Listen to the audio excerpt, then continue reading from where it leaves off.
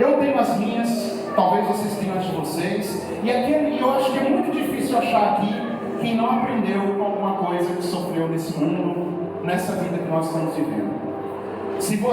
A nossa religião, o cristianismo, ele diz que nós só temos uma vida, e essa vida nós temos que vivê-la em favor do reino de Deus.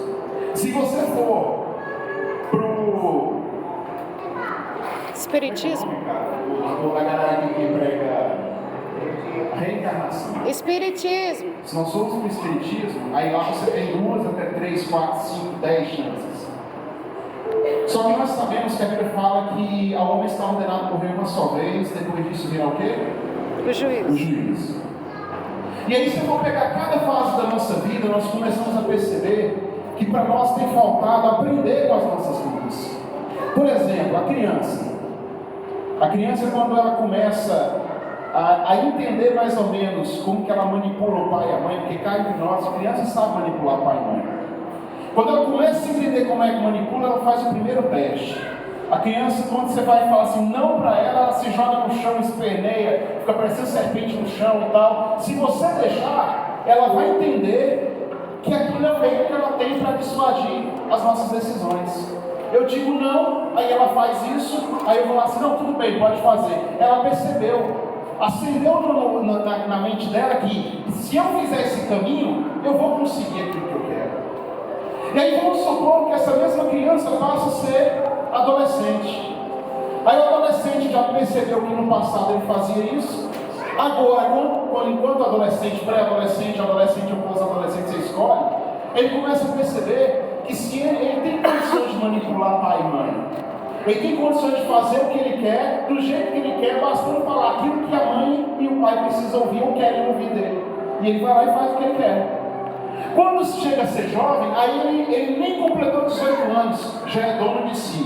Ele já dirige carro sem carteira, porque ele acha assim, não, eu sou o cara, eu sei dirigir, e pega um carro sem carteira, pega uma moto sem carteira. Mas na hora que bate um carro, na hora que cai de uma moto, atropela alguém, ele não assume a responsabilidade. Por quê? Porque a lei não atribui a ele essa responsabilidade. Porque até os 18 anos, o pai é responsável pelas besteiras que os filhos fazem. Passou dos 18, aí nós vamos para outra etapa da vida, aonde esse jovem decide trabalhar. Quando ele vai para o emprego, ele descobre que aquilo que, quando ele chegava no banheiro e encontrava o sabonete, falava assim, olha, o sabonete apareceu. Ele começa a descobrir que aquele sabonete ele nem é produzido ali. Ele vem de algum lugar que alguém entrega e deixa lá no banheiro. Quando ele casa, ele descobre que é ele quem vai lá e compra de quem produz. Ou seja, o banho já fica mais curto, o sabonete dura mais, porque ele começa a entender que vai sair do bolso dele. E aí começam as lutas da vida. Aquela luta que o pai e a mãe viravam, na hora que vinha a luta, acabava o dinheiro para comprar comida, e o pai e a mãe se viravam, e estava todo domingo, todo sexta, todo sábado, qualquer dia da semana a comida estava lá, independente se tinha dinheiro ou não. O filho já começa a descobrir que não é bem assim, que se ele não ralar, o dinheiro não entra, e aí começam as lutas da vida. Na verdade, as lutas já começaram muito antes. Só que essas lutas elas eram filtradas pela nossa convivência com os nossos familiares, com as pessoas que nos cercavam. Vira e mexe, Deus levanta pessoas para nos ensinar alguma coisa. Só que Deus ele tem um propósito maior de nos ensinar por meio das lutas. Quem aqui que gosta de passar por lutas?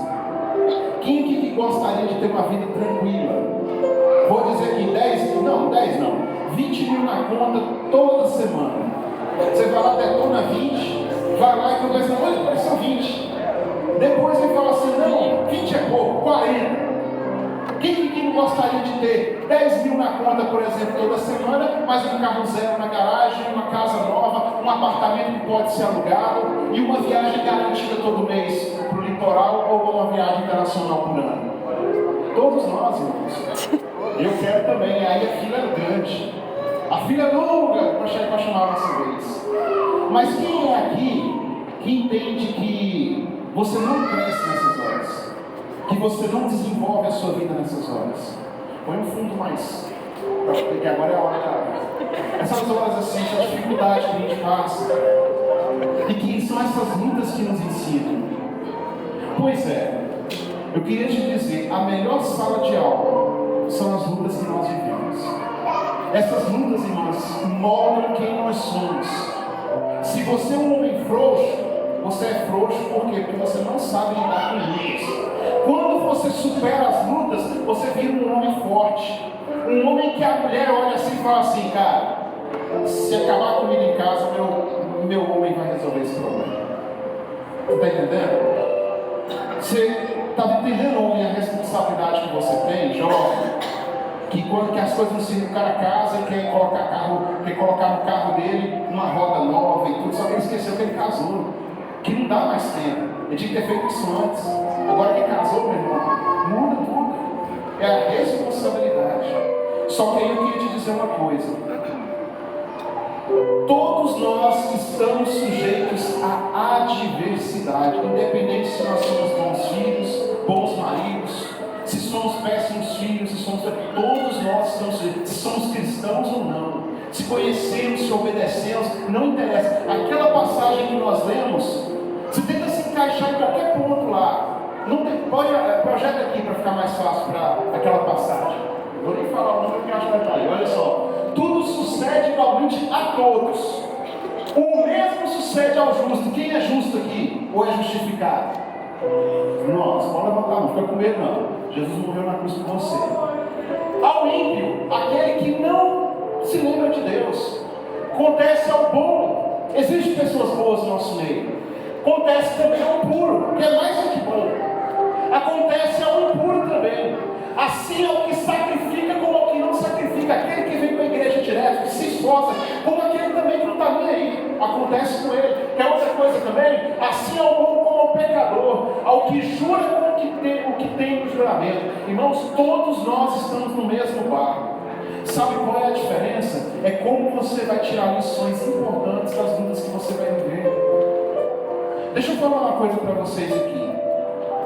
O que são as coisas que causam a adversidade na nossa vida? Primeira coisa que eu queria que você entendesse é a imprudência. Olha só, muitas vezes a adversidade ocorre em nossa vida por culpa nossa. Deus não tem nada a ver com isso. Quer um exemplo? Eu aprendi uma coisa com o pastor César Malafaia muitos e muitos anos atrás, que cartão de crédito é você comprar o que não precisa com dinheiro que você não tem. Muitos anos atrás, isso, irmãos, para a glória de Deus, hoje assim, a pessoa sabe que a gente entra no cartão, some do cartão, não vou falar o número não, senão o meu irmão fica nervoso. Aí entra cartão, some cartão, mas deixa eu falar uma coisa para vocês. Uma coisa é você resolver problemas pontuais, outra coisa é você viver daquilo. E nós precisamos aprender a viver com o que nós ganhamos. Eu sei que existem fases da vida que o orçamento estoura, mas isso aí, rapaz, Deus nos ajuda. Mas agora você entrar naquilo toda vez que você não consegue ver um trem, alguma coisa, e falar assim, eu vou comprar só se eu precisar, aí você está arrumando para sua cabeça. Aí depois nós viemos aqui, damos trabalho para o pastor para orar por nós, sendo que a culpa é nossa. Tem um pastor muito conhecido que fala assim, ó, o diabo me fez isso aqui. Não, me traz a fatura do seu cartão de crédito, vamos ver se o nome do diabo está. Alguém que tiver comprado, eu pago. Porque muitas vezes não somos nós. Nós trazemos problemas sobre nós. Vou te dar outra coisa. Tem situações que acontecem conosco. Só que antes disso, da imprudência, vamos lá em... esse aqui eu vou arrebentar vocês se eu for atrás. Lamentações 3:39. Vamos lá. Lamentações 3:39. Todos encontraram? Amém. Já está aqui atrás, se tiver. De que se queixa, pois, o homem vivente? Queixe-se cada um dos seus pecados. Irmãos, você tem que reclamar de alguma coisa, reclama de você mesmo. Não reclama de Deus, não. Deus não tem nada a ver com isso. Porque a gente muitas vezes procura problema para nós. Vou pegar os jovens como exemplo, que é a vivência que eu tenho. Você cansa de dar conselho para o jovem. Jovem, não faz isso. Eu, por exemplo, minha esposa, ela está aqui de prova. E o João Vitor, vou pegar ele como exemplo. João Vitor fez aniversário esses dias. Aí eu falo para os jovens que se eu não for o último, sou um dos últimos a dar os parabéns. Porque eu tenho o costume de analisar qualquer pessoa, eu analiso, sinceramente. Eu fico olhando, eu admiro, tem coisas que eu gosto, em cada uma que eu consigo, a vez que eu tenho mais contato, eu consigo ver uma coisa que me chama a atenção. Eu tenho esse costume de, na hora de dar os parabéns para qualquer pessoa, eu costumo fazer um pequeno texto daquilo que eu acho que seja importante para essa pessoa ouvir. Eu acho que ela data é importante. Aí eu lembro que a Evelyn uma vez, eu falei assim, não vou mandar para ela não. Mandei um textinho, rapaz, ela mandou um texto grande, falou assim, por que você não mandou nada? Eu estava esperando. Aí eu falei assim, não, então se ela falou é porque para alguém faz diferença. Aí eu mandei. Aí quando hoje é ontem, aniversário do João Vitor, parabéns João Vitor mais uma vez. Aí eu virei assim, sentei num local adequado para isso, pensei assim, vou mandar isso aqui. Fui lá e mandei. Aí eu falei assim, aí no final eu escrevi, mandei uma mensagem para ele. E aí eu pensei assim, cara, será que eu tenho que fazer isso mesmo? Aí eu não gosto de falar assim, foi o Espírito Santo, que é como se eu tirasse a chance de você julgar se foi o Espírito Santo ou não. Mas no meu coração assim ardeu como assim, olha, esse é o seu papel. O papel da Fran é outro. E Deus, eu acho que Deus falou na mesma hora que ela lá fora, quando eu estava dentro, quando ela estava lá de fora. E eu falei para ela, eu falei assim, olha, eu acho que você tinha que falar isso pessoalmente para ele. Eu falei assim, Senhor, você sabe que eu não tenho medo de falar para ele. Eu não tenho medo. Mas tem coisas que eu gosto de falar ali. E aí Deus falou com ela a mesma coisa. Que por exemplo, nós somos líderes. Se você for lá no documento que a gente colocou como liderança, o líder sou eu e ela me auxilia. Só que com o tempo, ela assumiu a dianteira e eu fiquei para auxiliar ela. Porque eu creio que Deus usa mais ela em algumas áreas do que eu. Eu gosto mais, irmão, de bagaçar, vai ser meu irmão. Eu gosto disso. Eu gosto de chegar no seu vídeo, vou pegar ele com mais e falar assim, ô irmão, você que adianta você estar com um corpo bonitinho e você está cagando e andando na igreja, não tem como parar. É desse jeito que eu falo com ele, chama a atenção do Igor, chama a atenção do Samuel, chama a atenção de qualquer um, porque eu me importo. Eu me importo porque no dia que Deus for cobrar deles alguma coisa, eles não vão poder falar assim, Senhor, mas eu não sabia. Sabia sim, você lembra do seu líder quando falou? Porque o que eu falo para eles, eu falo para mim. Eu ouvi quando eu era mais jovem. Então é isso que eu procuro fazer. E eu queria te convidar nessa noite a você começar a pensar isso. No que eu sou útil para o Senhor? Porque a luta, irmão, tem que fazer a gente ser útil na casa de Deus. Não adianta você... Vou pegar o Fernando como exemplo também. Passou uma luta com a saúde dele. E eu falei para ele uma vez, ele pode me discutir tranquilamente. Eu falei para ele assim, Fernando, se algum dia você se afastar do Senhor, você não ser útil na casa dele, que Deus te leve. Porque o cara que teve uma experiência com Deus tamanha, de poder estar morto hoje, a gente fazendo lembrança dele, e ele não quer nada com Deus, ele não merece estar vivo. Porque ele está desperdiçando uma bênção de Deus. E está ele aí se esforçando. Ele lá em casa, ele sabe que ele é o pronto. Se faltar qualquer um, ele já sabe, é ele. E ele tem crescido nisso. Dá uma oportunidade no mundo lá, pergunta se ele vai lá e diz não para ela. Não diz, e vai lá e dá uma palavra. E é isso que eu espero de cada jovem aqui, de cada senhora, cada varão, que nós sejamos úteis na casa do Senhor. Vamos continuar mais um pouco. A nossa luta também pode ser por meio de permissão de Deus. Existem pelo menos 4 fatores que levam Deus a permitir que a gente passe por adversidades. Vê se você se encaixa em algum. Primeiro, pecado. O pecado nos faz entrar num momento de luta. Não é só ele é um dos fatores. Por isso que a gente não pode falar assim, o Éder está passando por isso, ele pecou. Não faça isso. Isso é uma coisa entre ele e Deus. Esse é um exemplo. Entre ele e Deus. Não cabe a mim dizer quem pecou e quem não pecou. Segundo ponto, mas só para corroborar com isso, vamos ler lá em Provérbios 28, 13. Quem está com os slides aí, presta atenção, nós vamos ler muitos versículos. O pastor me deu um tempo razoavelmente bom, e vai dar tempo de provavelmente chegar na metade da. O que encobre as suas transgressões nunca prosperará, mas o que as confessa e deixa alcançará misericórdia. Mesmo que o pecado nos leve para a sala de aula da luta, a primeira lição que nós devemos aprender, Porque a misericórdia do Senhor alcança aqueles que confessam e deixam os seus pecados. Irmãos, nós precisamos entender que Deus sempre está de braços abertos para nos receber. Mas a pergunta que eu te faço: você quer se aproximar dele como alguém que só quer cumprir um protocolo? Ou você quer se aproximar dele como alguém que realmente entende que errou e que precisa da presença do Senhor? Hoje de manhã o irmão perguntou assim: irmão, quando a gente pede perdão e a pessoa fica jogando na cara da gente, não está errado não? Eu falei assim, aí os irmãos julgam se estou certo, pastor, sendo do cacete depois se achar que estou errado. Mas eu falei assim: nossa, essa pergunta eu sempre ouvi na minha vida. E eu respondo da seguinte forma: o único que garante que esquece os nossos pecados, os nossos erros, mediante o pedido de perdão é Deus. O restante de nós, a gente lembra do que aconteceu, mas não dói mais. Isso é que é liberar perdão. Você vai lembrar, porque fora disso é amnésia. E amnésia nós não temos.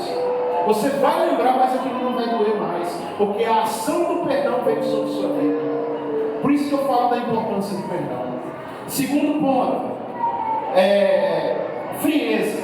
Isso aqui é complicado. A adversidade pode também surgir na vida do crente quando ele se mostra frio, gelado. Esse aqui é o pesado, indiferente às coisas de Deus. Irmãos, pior do que frio e gelado é a pessoa indiferente. Está aqui cantando na presença de Deus, Deus está agindo, Deus está usando o Kits, usando o Mateus, fazendo a obra dele, e o cidadão está dentro da igreja. Eu ia falar que nem quartel, mas não. O cidadão está nem aí o que está acontecendo. Irmãos, não deixe isso acontecer na sua vida espiritual, não. Talvez hoje é uma oportunidade de alerta. Talvez essa mensagem de hoje, irmão, não seja para todo mundo, seja para quem quer. Porque eu tenho uma coisa que tem me incomodado muito hoje, quando eu venho ao culto, estou falando de mim, quando eu venho ao culto, é porque eu não tenho que me preocupar com o meu irmão lá no aspecto de culto a Deus.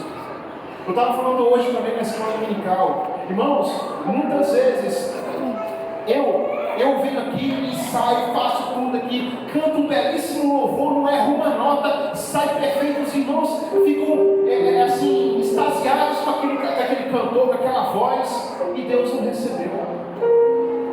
E vem um irmão aqui, se esforça, desafia, e tudo, e a gente fala assim: não, você errou, fez besteira, e Deus recebe.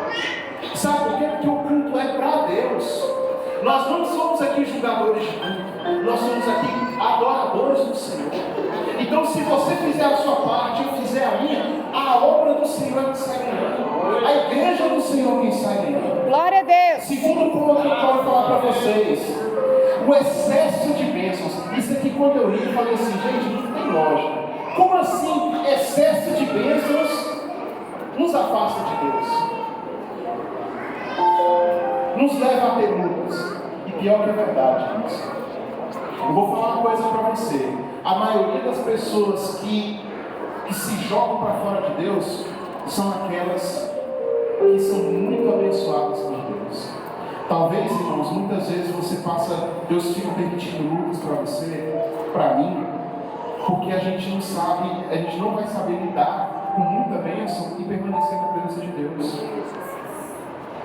Alguém que já teve coisa que pediu para o Senhor e não recebe e ora, mas não recebe.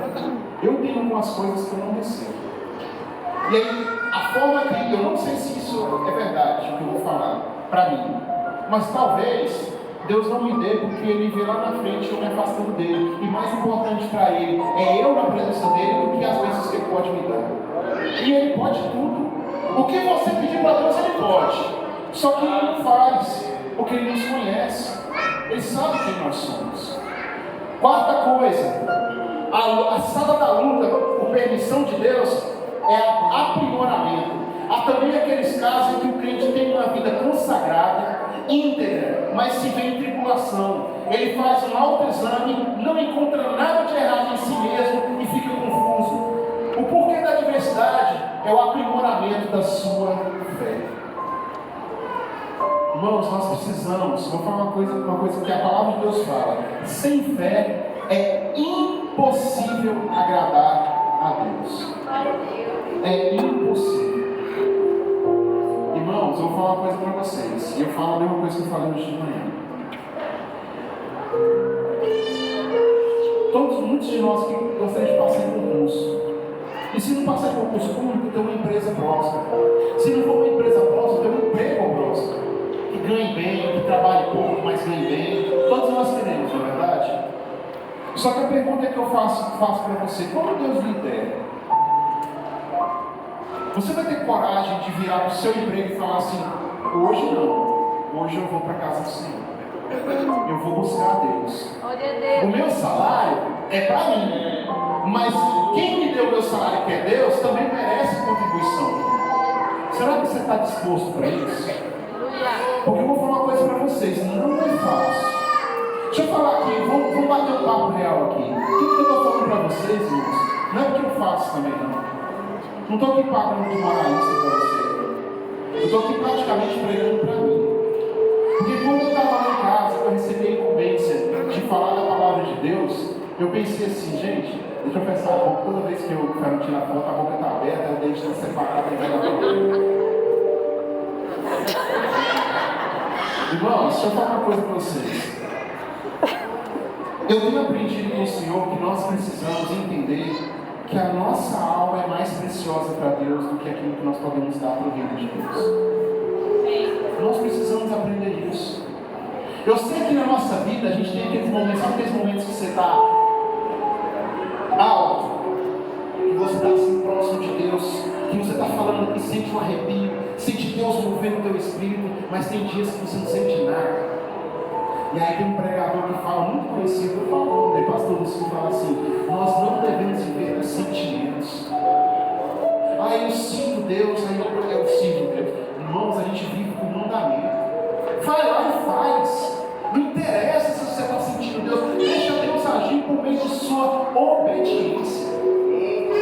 Porque, olha, um rei foi destituído, irmão, do trono, porque desobedeceu a Deus. E cá entre nós, vamos pegar Saul e Davi. Vamos pegar. Saul foi um rei que não foi escolhido por Deus, foi escolhido pelo povo de Israel. Deus foi lá e falou assim: Saul, faz assim, assim, assado. Aí Saul vai lá e faz parcialmente o que Deus mandou. Quando Samuel vem falar com Saul, ele fala assim: não, eu fiz isso porque eu queria sacrificar o Senhor. Aí Samuel dá uma lição para um cristão aprender nos dias de hoje, em 2023. Deus se importa mais com obediência do que com sacrifício. Irmãos, eu e você, se nós não aprendermos a obedecer a Deus, não adianta estar nem na igreja. Mas eu também não estou dizendo que você tem que deixar de ir para a igreja porque você não obedece. Passe a obedecer. Não vai para um lado mais fácil, não. Não, então já que eu não obedeço, eu vou para o mundo, não. Vai ser pior para você. Quem sai perdendo somos nós. Não é o reino de Deus que perde, somos nós. É a gente que tem que valorizar o reino de Deus, irmão. Não achar que a gente é assim: não, eu sou o top. Deixa eu falar uma coisa para você. Nessa minha jornada cristã, eu aprendi que se o Kidson amanhã, só um exemplo, se o Kidson amanhã falar assim: eu não toco mais na igreja, Deus levanta outro, mas a obra dele não para. Mas ele vai pagar o preço por ter deixado a obra de Deus na mão. Ele paga. Deus não tem compromisso, irmão, com quem não tem compromisso com ele. Coloca isso na sua cabeça. Bênção não é sinal de compromisso de Deus. Bênção não é sinal. Quer um exemplo? Onde houver os maiores milagres na Bíblia? Alguém aqui sabe? Os maiores milagres da Bíblia. Vamos lá. Onde que você abriu um mar? O mar foi aberto em qual local da Bíblia? Então vou melhorar. Não, eu lembro de 2 mares, então tá bom. Onde que teve mar se transformar em sangue? Onde que teve rãs? Onde que teve 10 pragas? Onde que teve uma nuvem de dia para amenizar o calor e uma coluna de fogo à noite para amenizar o frio? Onde que você viu isso acontecer em outro lugar na Bíblia? Onde que um homem estava com a mão levantada, o povo de Israel ganhava. Quando ele baixava a mão, o povo de Israel perdia a batalha. Onde? Deserto. Deserto na Bíblia é sinônimo de quê? de luta, dificuldade, de adversidade. Essas lutas, essas bênçãos aconteceram no deserto. Mas deixa eu te falar uma coisa: no deserto saíram aproximadamente 2 milhões de pessoas do Egito. Sabe quantos entraram naquela geração? Quem é que sabe? 2. Quem é que sabe quantos por cento é 2% de 2 pessoas de 2 milhões? 0,00000, vai no dízimo periódico, na verdade. Não dá nem 1%, porque 1% seria 2 mil, né? 2 mil pessoas, não deu nem 1%. Sabe o que eu estou querendo te dizer nessa noite? É que a gente precisa aprender que o fato de a sua vida estar bem não significa que Deus tem te abençoado. E o fato de sua vida estar mal também não significa que Deus te abandonou. A gente precisa entrar nessa sala de aula da luta, da adversidade e tirar lições para que a nossa vida possa prosseguir em Deus. Porque a Bíblia fala assim: se nós esperarmos em Cristo somente nessa terra, nós somos os mais miseráveis de todos os homens. Se você acha que a sua vida é abençoada só porque, se Deus fizer alguma coisa aqui, nós somos miseráveis. Irmãos, nós precisamos aprender isso nessa noite. Nós precisamos. E eu não estou aqui para lançar para ninguém. Eu estou aqui só te dizendo: aproveita um culto como esse, para você olhar para si e falar assim: cara, o que eu posso mudar? Será que a igreja não está faltando alguma coisa nela por culpa minha? Será que eu não podia dar mais? Será que, essa aqui eu posso te falar, será que ano que vem, na hora que o pastor Raimundo, esse ano, né? Na hora que for montar os cargos na igreja, quantos que vão se dispor para fazer a obra do Senhor? Será que vão ser os mesmos?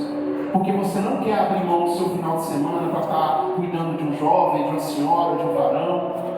Será que você não quer ter compromisso porque você tem que fazer um pedal, você tem que fazer uma corrida, você tem que correr naquelas maratonas aqui de Anápolis, e elas batem justamente na EBD e você não pode faltar? Irmãos, vou falar uma coisa para você: o tempo passa. Vai chegar o dia que nós entraremos diante do trono do Senhor e nós vamos prestar conta de tudo que nós fizemos. Muitas vezes você pode ter cometido o pior pecado. Aí eu volto, mas lembra quando eu falei de Saul? Ele desobedeceu. Agora pega Davi.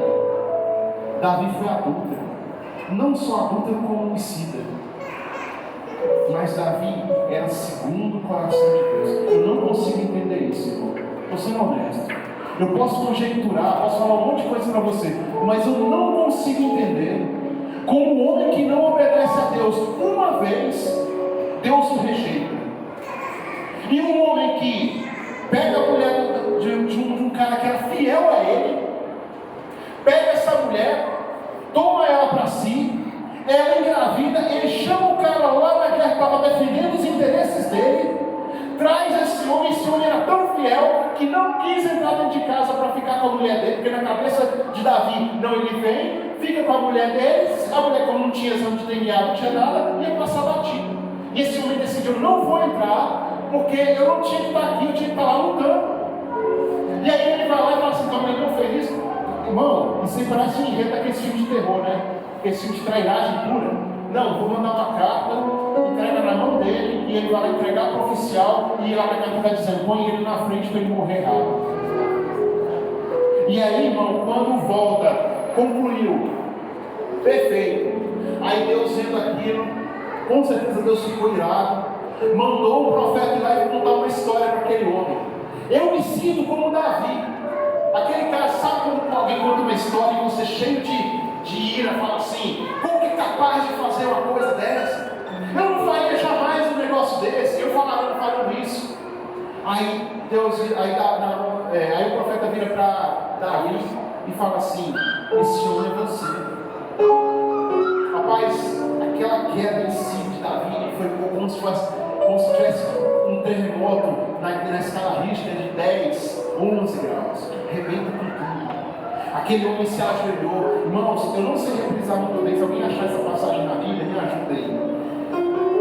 Aquela passagem onde o profeta dá 3 opções para Davi. Acha ela para mim, sabe, que é aquela pessoa que tiver, para a gente ler junto aí, eu sou capaz até de encerrar isso aqui. 3 três opções para Davi.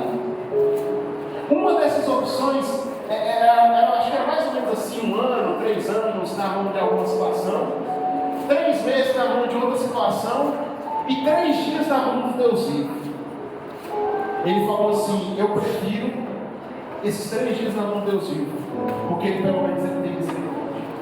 O homem não tem. Irmãos, por isso que Davi foi um homem segundo o coração de Deus. Mesmo errado, ele preferiria estar na mão de Deus, ainda para ser punido, do que se afastar de Deus. E eu queria te convidar nessa noite, irmãos. Nós precisamos ouvir a voz do Senhor. Quando eu recebi o chamado para vir pregar, toda vez que eu venho pregar, irmãos, eu vou me dizer não, maluco.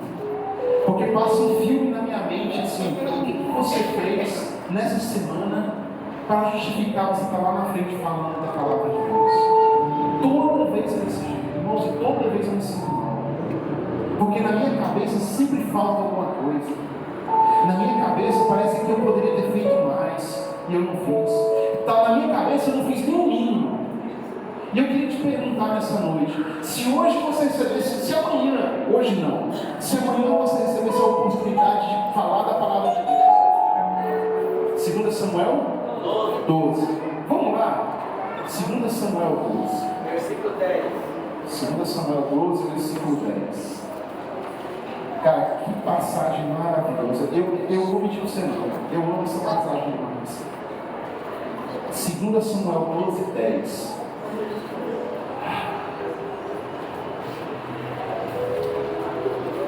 Passa para o 11 só para eu ver aqui se começa aí. Vai lá. Passa para o 11. É nessa passagem aqui que dá as 3 opções? Não, é 24 a 13. De 1 a 13? 24 a 13. 24 a 13, vamos lá.